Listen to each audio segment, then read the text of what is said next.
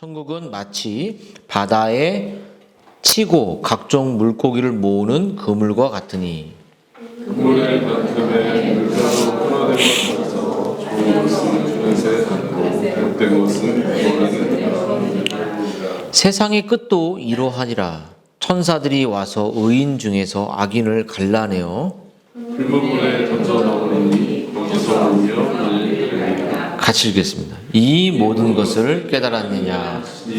대답하되 그러하오이다. 예, 제가 이제 미국에 있을 때 낚시의 경험 많지 않지만 미국은 라이센스를 이렇게 잠깐 이제 사서 이제 낚시를 합니다. 근데 낚시를 이제 뭐 물론 한국에서도 해봤지만 한 번 정도 해봤지만 이제 이렇게 낚싯대를 내리고 이렇게 그 고기가 잡힐 때 참 그 입질이 신기해서 좀 이렇게 전문가와 함께 했으면 좋겠다 이런 생각을 한 적이 있거든요.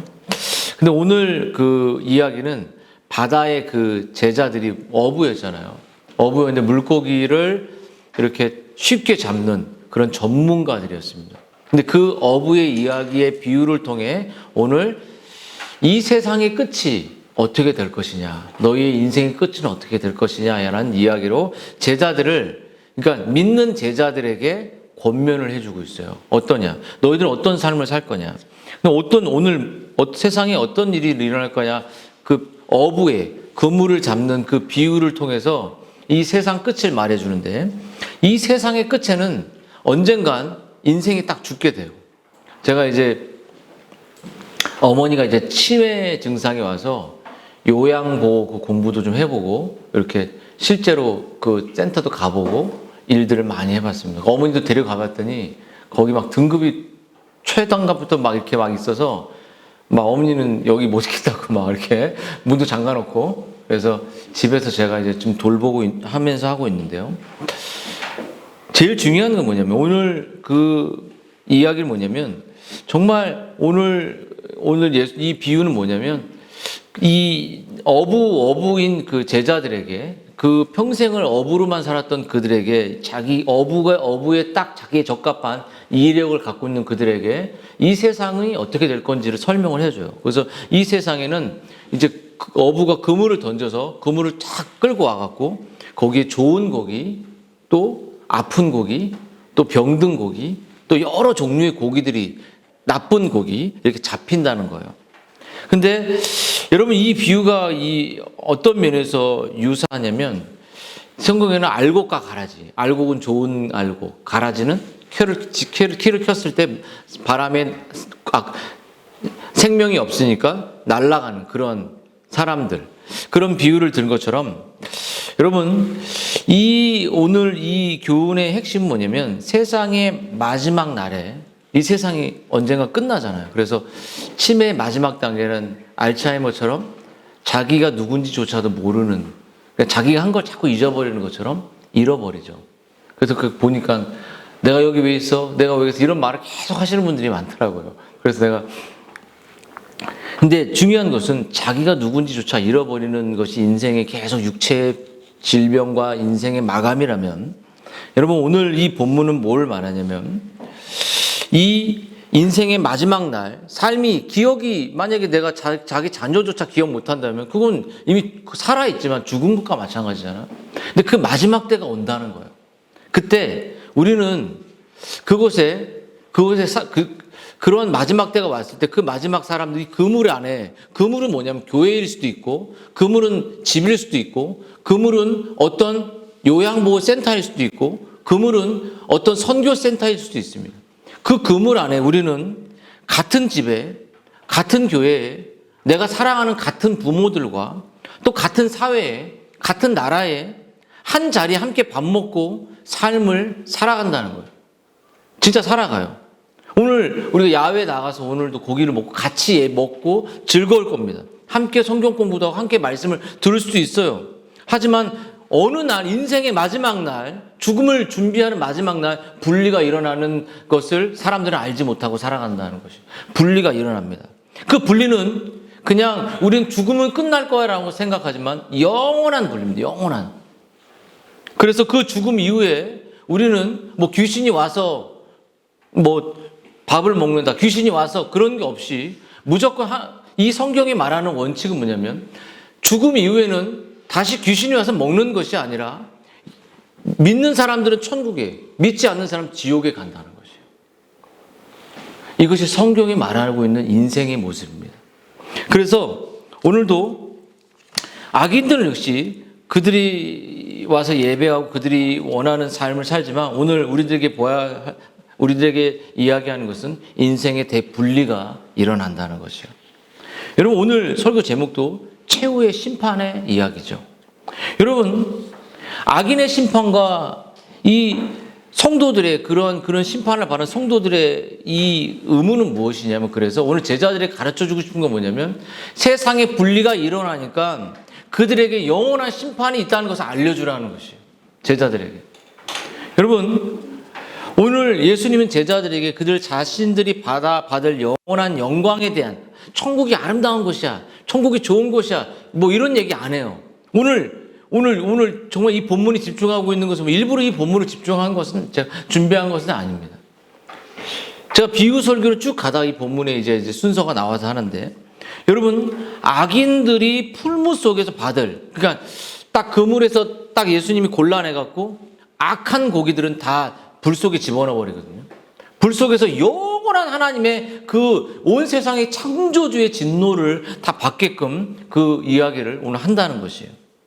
여러분, 성경에는 우리 이 세상도 역사가 시작됐듯이 언젠간 역사가 끝나겠죠. 예수님이 시작하셨고 예수님이 역사를 끝날 텐데, 이 세상에는 심판의 이야기들이 너무 많아요. 노아의 홍수, 소돔과 고모라 막 불로 막 쏟아져 내린데도 사람들은 거기서 먹고 즐기고 좋아했습니다. 여리고 성이란 거대한 인생의 화려함도 무너졌죠. 여러분, 근데 중요한 것은, 오늘 본문이 말하는 것은 무엇이냐면, 오늘 무거운 마음으로, 신자들은 이 무거운 마음으로 진리를 이해하고 들으라는 것이에요. 여러분, 예수님께서 이 사실을 가르치는 대상은 불신자가 아니라 자기 제자들이에요. 그리고 제자들이 뭐라고 말하냐면, 너 정말 이걸 깨달았어? 이렇게 마지막 51절에 네가 이걸 다 말하고 너 정말 이해했어? 묻죠. 여러분, 제자들을 구원하고 제자들의 구원의 도를 설명하는 것이 아니라, 신자란 하나님을 믿는 사람들은 믿지 않는 자들에게, 믿지 않는 가족들에게, 믿지 않는 사람들에게 영원한 심판이 있다는 것을 보여주는 사람이라는 거죠.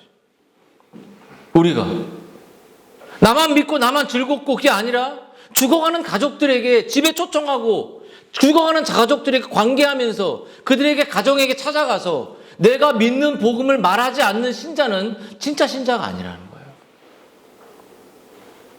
이기적인 신자들, 가족 친족을 돌아보지 않는 사람은 불신자보다 못하다 그래요. 그게 왜요? 제가 성격이 안 되는데요? 마음에 안 드는데요? 그것은 성경을 반역하고 있는 겁니다. 리벨리언이요.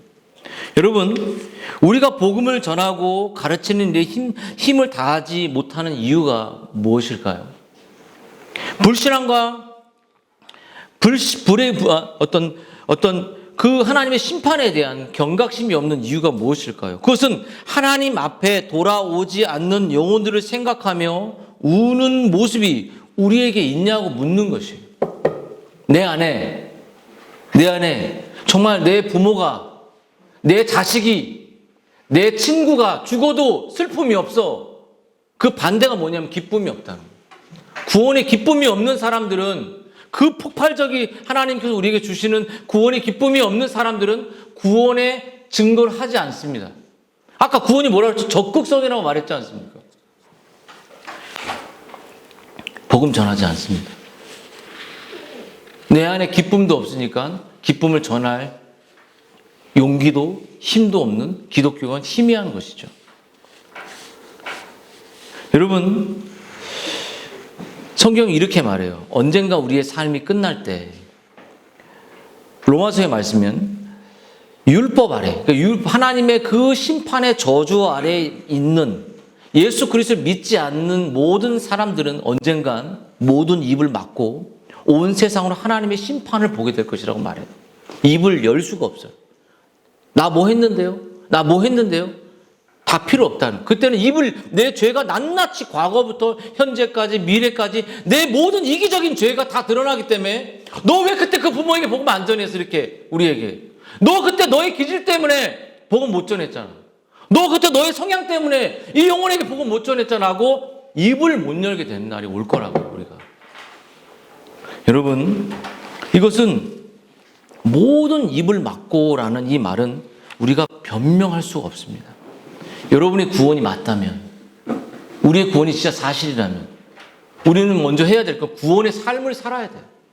구원의 그 기쁨을 동시에 성도들의 마음속에 있는 건 영혼에 대한 슬픔입니다. 수많은 우리의 청교도들이, 수많은 우리 신앙의 선배들이, 얼마나 똑똑한 선배들이, 뭐 이성만 추구하는 뭐 그런 사람들, 공부를 얼마나 많이 했는데 기독교 수천 년의 역사들이 다 그 사람들이 다 모든 것을 뒤로 하고 예수 그리스도에 전하려고, 복음을 전하려고 목숨을 걸었어요. 여러분 어떻습니까? 여러분들은 복음, 영혼에 대한 슬픔이 있나요? 반대로 구원의 기쁨이 있냐고 묻는 것과 똑같은 겁니다. 왜 자꾸 나는 안 돼? 나는 성격이 안 돼? 나는 마음이 안 돼? 이것이 여러분의 복음과 어떤 상관이 있냐는 묻는 것이죠. 그분 하나님께서 이 땅에 오셨는데 나도 그분이 이 땅에 오셔서 나도 너하고 아무 상관없어. 네가 뭔 입을 열어 뭘 했냐 네가. 이기적으로 행동했잖아 이렇게. 여러분 정말 회개하셔야 되죠. 우리는 저부터 시작해서. 여러분 그러므로 우리는 이 예수님의 이 권면을 들어야 되는 게 뭐냐면 우리가 해야 될 건 두 가지 사실을 적용하고 마치겠습니다. 첫 번째는 뭐냐면 여러분 이 세상을 너무 부러워하지 마십시오. 세상에 너무 잘됨을 부러워하지 마. 악인들을 너무 부러워해요.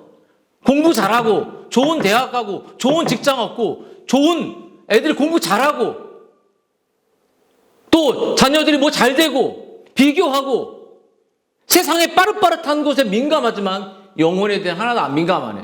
다 죽은 영혼들입니다. 악인을 부러워, 악인의 가는 길을 부러워해요. 저 아내하고 저하고 이제 결심한 게 뭐냐면 대학을 못 가도 영혼의 회심을 외치자. 대학을 못 갈지라도 대학 뭐 직장 좋은 대학 좋은 직장을 못 갈지라도 아이들의 영혼의 구원을 놓고 가장 말씀의 재산 가치 있는 것을 놓고 우리 둘이 애쓰자. 이런 얘기를 매일 하지만 잘 안 됩니다. 안 돼요, 안 돼. 웃지 마, 비슷해. 그래서 뭐냐면 오늘 주님은 우리에게 악인의 길, 예수와 정반대의 길. 이 세상은 권세 잡은 자, 귀신들을 섬기는 세상이에요. 내가 우리 어머니 아버지한테 이런 얘기 했어요. 막 제사를 드리길래 그런 얘기를 했죠. 아버지가 할머니한테 되게 별로 잘 못했거든요. 그래서 살아생전에 제대로 하지도 않아놓고 죽어서 뭐 하시냐고. 내가 살 때 내가 잘하겠다고. 이런 농담으로 그렇게 하면서 제사 문화도 없애고 제가 이제 기독교적으로 가족을 이끌었는데요. 여러분, 그리스도인은 말씀을 주야로 묵상하는 게 말씀을 믿고 말씀의 중심대로 살아간다는 거죠. 여러분 항상 세상에 이런 불신자들을 부러워하게 되면 우리는 하나님의 이 복음의 이 심판과 구원을 전할 수가 없습니다. 두 번째, 여러분 세상을 부러워하지 말라. 불신자들 따라가지 말라. 세상의 풍조를 따라가지 말라. 첫 번째라면 두 번째는 온 힘을 다해서 가족, 친구, 이웃, 세계 복음을 전하라는 거예요. 그게 우리에게 해야 될 일입니다. 예수님이 제자들을 사람 낚는 어부로 부르셨어요. 어부로 불렀는데 나중에 물고기 낚는 어부였는데 나중에 사람을 전도하는 어부로 불렀어요. 여러분 정말 오늘 비유를 통해 예수님께서 우리에게 던지는 것은 너도 영혼의 복음을 전하는, 영혼을 그리스도께로 인도하는 그런 통로가 되라. 죽어난 영혼들에게 밥을 해주고 때로는 요리를 해주고 때로는 뭘 해주고 할 때에도 예수 그리스도를 전하는 통로가 되라. 너의 가족에게 복음을 전하는, 살아있는 그리스도를 전하는 통로가 되라. 여러분 이 좋은 고기가 어떤 고기일까요? 나쁜 고기는 어떤 고기일까요? 여러분, 좋은 고기는 겁나 잘생긴 고기인가요? 겁나 싱싱하게 눈이 팔딱팔딱 뜬 그런 고기일까요? 뭐 싸구려 고기는 막 죽어서 냄새가 나는 그런 고기일까요? 예수님 그런 기준은 없습니다. 우리는 좋은 대학, 좋은 명예 이러면 좋은 고기지만 예수님은 그런 기준이에요. 예수님이 좋은 고기란 뭐냐면, 여러분, 우리가 그리스도를 전파하여 각 사람에게 권하고 모든 지혜로 각 사람을 가르침은 각 사람을 그리스도 안에서 완전한 자라. 그러니까 뭐냐면 예수 그리스도께로 인도하는 사람, 예수님을 전하는 사람. 여러분, 예수님 전하기 위해서 왜 한 영혼을 집에 초대 못하는 겁니까? 예수님을 전하기 위해서 왜 부모에게 찾아가지 못하는 겁니까?